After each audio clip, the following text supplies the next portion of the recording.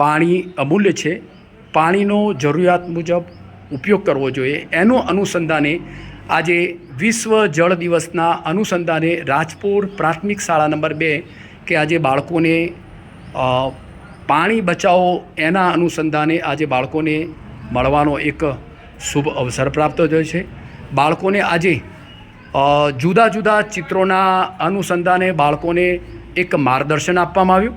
બાળકોએ ખૂબ જ પોતાના ભાષાની અંદર કાલી ભાષાની અંદર બહુ સુંદર મજાના જવાબો પણ આપ્યા. જોકે આજે બાળકોને મળ્યા પછી બાળકોના ચહેરા ઉપર ખૂબ જ સ્મિત અને સુંદર મજાના બાળકોએ ખૂબ જ સરસ સુંદર મજાના જવાબો આપ્યા હતા.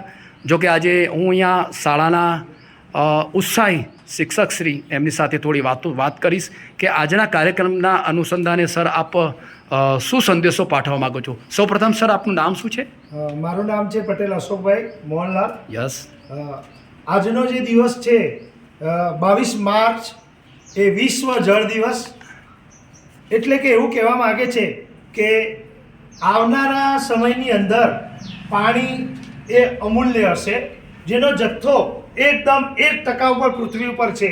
તો આપણે હવે પછી પાણીનો કરકસરપૂર્વક ઉપયોગ કરીશું, પાણીને બચાવીશું.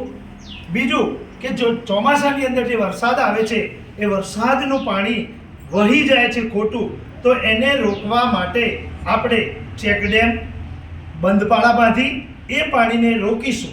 બીજું ઉપરના આપણા મકાનની છત ઉપર જે પાણી છે એને અંડરગ્રાઉન્ડ ટાંકીની અંદર ભૂગર્ભ જળ જે વાસ્મો કંપની છે એ આપણને સહાય કરી અને ભૂગર્ભ ટાંકા બનાવવા માટે સરકારશ્રી તરફથી ખૂબ સહાય મળે છે અને આવી રીતે પાણી આપણે બચાવીશું. વહી જતું પાણી જ્યારે આપણે રોક્યું હશે ત્યારે આવનારી પેઢીમાં એ પાણીનો આપણે જ્યારે વરસાદ નહીં આવે ત્યારે એનો આપણે સારી રીતે ઉપયોગ કરી શકીશું.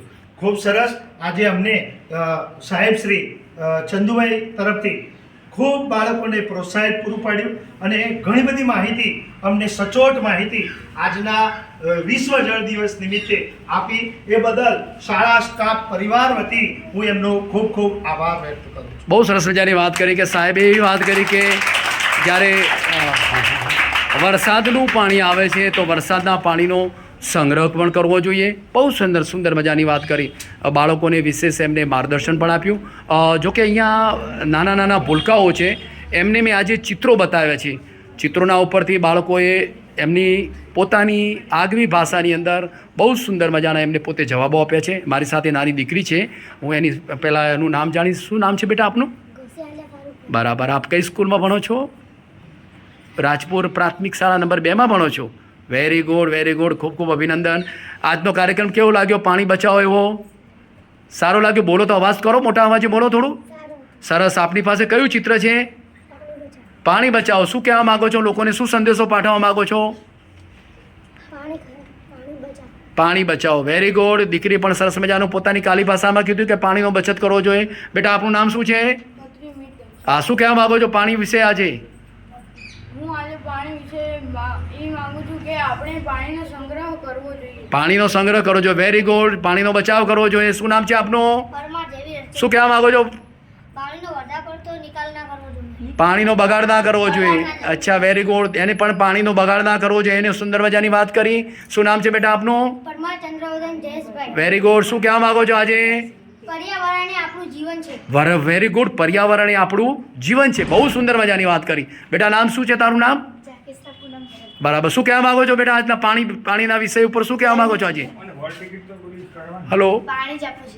પાણી આપણું જીવન છે. બહુ સરસ.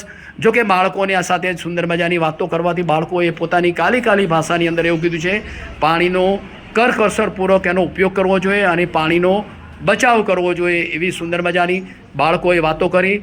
આજના દિવસ પણ હું પણ બાળકોને ખૂબ જ શુભેચ્છાઓ પાઠવું છું કે આપ પણ પાણીનો ખૂબ જ સારો એવો સદુપયોગ કરી ઘરે પણ મમ્મી પપ્પા અને પડોશીઓને પણ પાણીનો કેવી રીતે કરકસરપૂર્વક ઉપયોગ કરવો જોઈએ એવું આપણે સમજાવવું જોઈએ.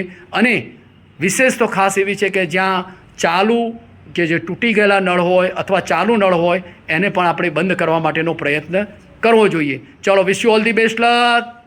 ભારત માતા કી જય. વંદે